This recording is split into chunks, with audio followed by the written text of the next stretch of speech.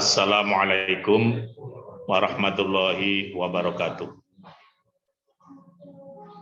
Alhamdulillahirabbil alamin, assalatu wassalamu ala anbiya'i wal mursalin. Asyhadu an la ilaha illallah wahdahu la syarikalah wa asyhadu anna Muhammadan abduhu wa rasuluh. Allahumma shalli ala Muhammadin wa ala alihi wa ashabihi wa mawalah amma ba'd. Bapak-bapak, ibu-ibu sekalian yang bisa bergabung pada kajian ngabuburit menjelang berbuka puasa pada sore ini, COVID-19 yang hampir 2 tahun ini kan dampaknya meluas kemana-mana. Dan pada sore ini kita akan mencermati dari aspek ekonomi. Dan sekaligus juga kita bulan Ramadan itu kan juga bulan dikatakan sebagai Syahrul Jud, gitu, bulan untuk memberikan kemurahan gitu ya. Nah, oleh karena itu pada sore ini kita akan mendatangkan narasumber yang sangat hebat, Bapak Dr. Suharyono dari IMPI ya, Pak Dokter ya. Assalamualaikum Bapak Dr. Suharyono. Assalamualaikum warahmatullahi wabarakatuh. Siap Mas Kanjeng Ustadz Barokah. Alhamdulillah. Bagaimana kondisi di Kalimantan Timur ini ya? Sehat ya? Siap, semua lancar alhamdulillah. Jadi pelaksanaan sholat taraweh juga lancar, berbuka lancar, puasa lancar. Tapi untuk kali ini memang ada perbedaan, ada yang sudah mulai lebih dulu. Tapi ini semua bagian dari ukhuwah yang yang harus kita bangun. Perbedaan sepanjang itu sifatnya cabang bukan yang syar'i, menurut saya bisa ditoleransi. Ya, perbedaan furu'iyah itu biasalah ya, artinya menjadi dinamika dalam kita beragama gitu. Nah, kemudian kaitannya dengan tadi yang kita sampaikan temanya Pak Dokter, bahwa bagaimana nilai-nilai puasa ini kaitannya dengan mengangkat derajat ekonomi masyarakat yang terdampak pandemi ini kan juga sangat serius gitu, sehingga kita harapannya puasa bisa menjadikan media untuk kita memberikan banyak perkembangan ekonomi bagi masyarakat kita. Bagaimana Pak Dokter? Baik Mas Kanjeng Dr. Hamim Zargasi Putro Hadinegoro, ini sahabat saya yang sangat inspiratif untuk saya. Jadi kalau bicara faktor ekonomi, sebetulnya puasa ini kan memang diwajibkan kepada orang yang beriman, itu yang pertama. Iya. Kepada siapa? Kepada kita umat sekarang maupun umat sebelumnya. Nah, tujuannya apa? Agar kawah candra di muka, atau kalau ini menjadi training centernya kita umat Islam agar menjadi bertakwa. Konsep bertakwa itulah yang menjadi tujuan yang harus kita capai. Kemudian dimensinya memang banyak. Kalau dilihat secara makro, bahwa puasa ini melatih spiritualitas intelligence. Artinya apa nih? Hablum minallahnya. Kemudian physical intelligence itu membangun bagaimana aspek fisik itu dilatih. Jadi kalau ibarat mesin itu ada overhaul sehingga akan terjadi metabolisme, pengembangan organ-organ tubuh menjadi lebih mudah, ada semacam proses regenerasi. Kemudian ada emotional intelligence, itu yang menjadi bagian penting, bahwa nilai-nilai puasa itu bukan hanya aspek yang tadi kita sebutkan, spiritual, fisikal maupun emosional, itu bagian yang penting, aspek yang harus dibangun. Kemudian yang keempat sangat penting adalah social intelligence, di dalamnya menyangkut ekonomi. Nah, hal-hal inilah yang mari kita kritisi bersama, ini menjadi bagian literasi kita. Begitu Mas Ustadz Kanjeng?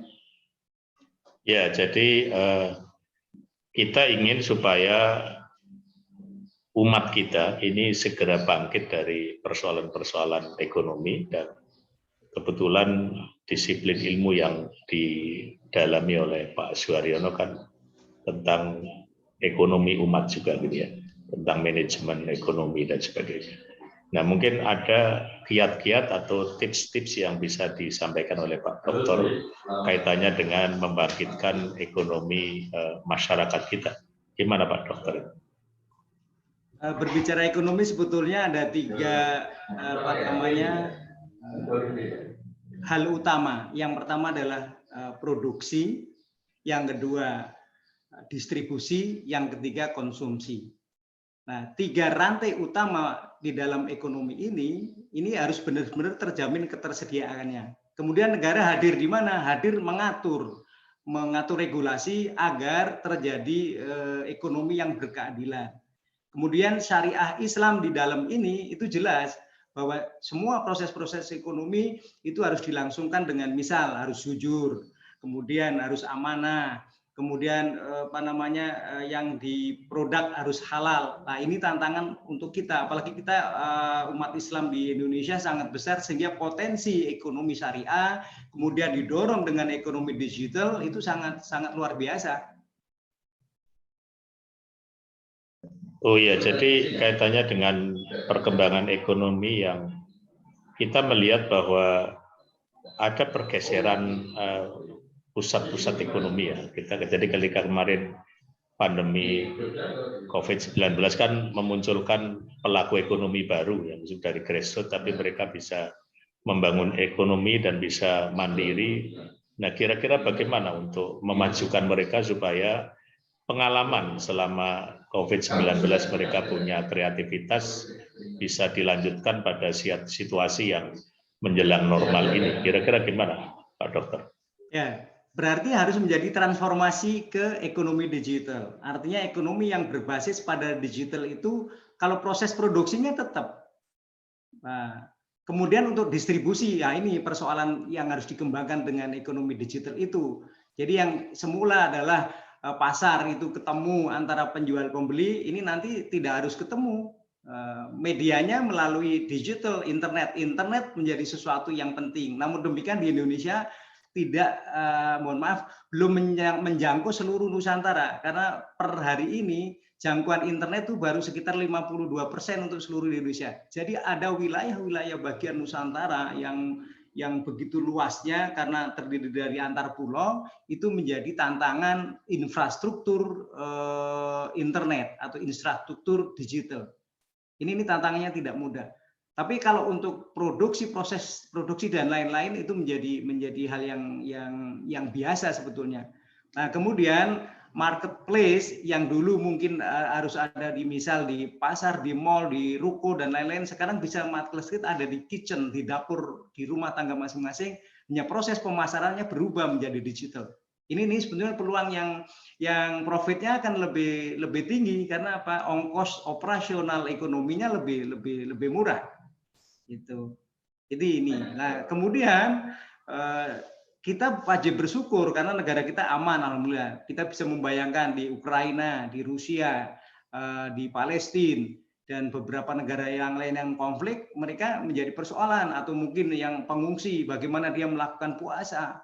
Ini juga tantangan. Kita satu sisi bersyukur, tapi sisi yang lain ekonomi kita masih menjadi persoalan bersama karena terdampak oleh COVID-19 yang per hari ini kan sangat fluktuatif.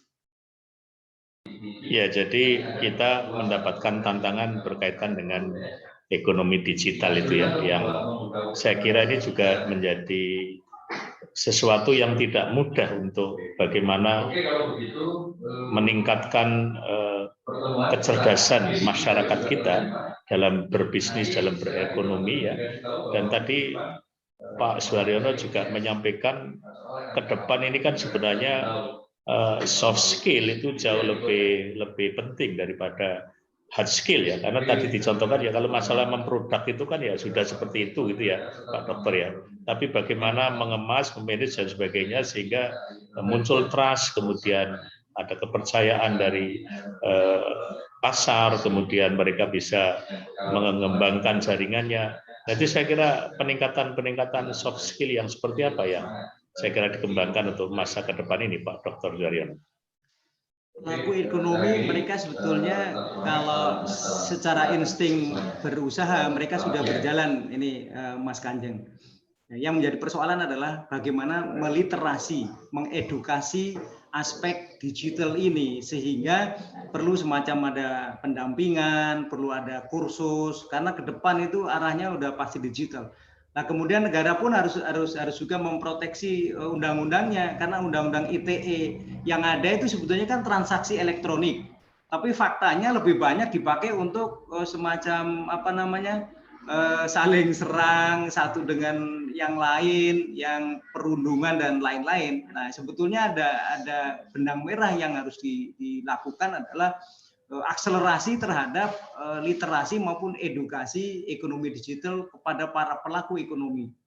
Jadi harus masuk internet ke desa-desa, namun juga harus dibarengi dengan aturan main agar tidak ada ekses negatif. Itu Mas Kanjeng.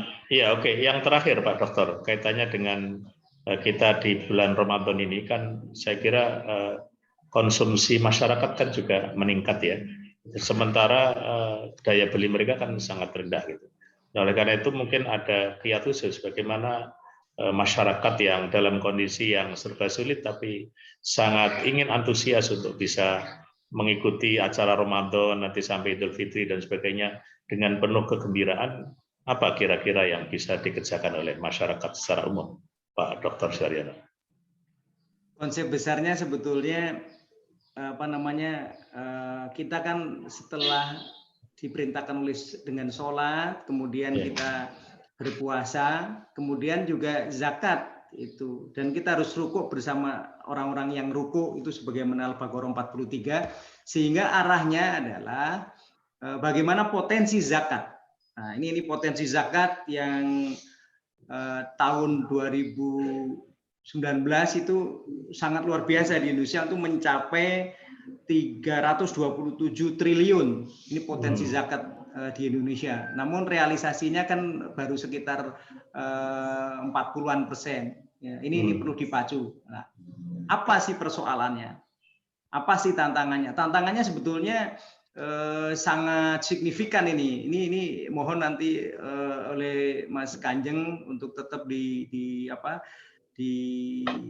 digaungkan ke depan adalah bagaimana zakat itu memang terrealisasi untuk mengurangi kewajiban pajak. Karena di Undang-Undang Nomor 23 tahun 2011 tentang pengelolaan zakat itu diatur bahwa zakat bagi seorang muslim itu bisa menjadi pengurang atas pajak. Nah, ini perlu sinkronisasi antara Bazis maupun Ditjen Pajak atau Kementerian Keuangan. Ini potensi sangat besar. Jadi seorang jangan sampai double charge, 2 kali pemotongan ganda.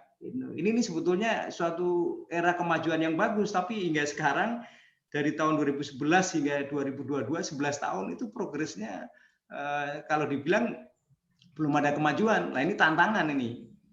Sekaligus upaya-upaya untuk agar potensi zakat ini kan nanti pengelolaannya menjadi lebih fleksibel, bukan hanya kaitannya zakat fitrah. Kalau zakat fitrah kan memang bulan Ramadan saja karena mensucikan nafs. Nah, kemudian di bulan lain zakat yang lain, sedekah infak yang lain itu yang sangat besar. Ini tantangan. Saya appreciate ini dengan UIN dan seterusnya para aktivis, para dosen, profesor profesional untuk bisa merealisasikan ini. Kalau ini terrealisasi akan sangat dahsyat untuk membangun apapun dengan potensi zakat kita luar biasa. Iya, terima kasih Pak Dokter. Jadi kita ini punya program bagaimana tadi ya konversi dari membayar pajak bisa dikonversikan kepada zakat. Itu saya kira memang regulasinya ada, cuman memang implementasinya di masyarakat masih banyak yang belum paham itu. Tapi yang penting adalah bahwa ke depan ini bagaimana para muzaki ini dengan keridoannya bisa mengeluarkan zakat malnya sehingga nanti para mustahik bisa terangkat ekonominya dan pada tahun-tahun berikutnya mereka akan berubah fungsi dari mustahik menjadi muzaki. Saya kira gitu. Maaf Pak Dr. Suharyono karena waktu kita juga sangat terbatas. Nanti kita akan minta waktunya lagi untuk kesempatan yang akan datang untuk Bapak Dr. Suharyono. Terima kasih para pemirsa sekalian dan Selamat berbuka puasa sebentar lagi. Ya, tetap sehat, tetap semangat, dan insya Allah Indonesia ke depan akan lebih maju dan lebih maju dan lebih berkeadaban. Terima kasih. Assalamualaikum warahmatullahi wabarakatuh. Assalamualaikum warahmatullahi wabarakatuh.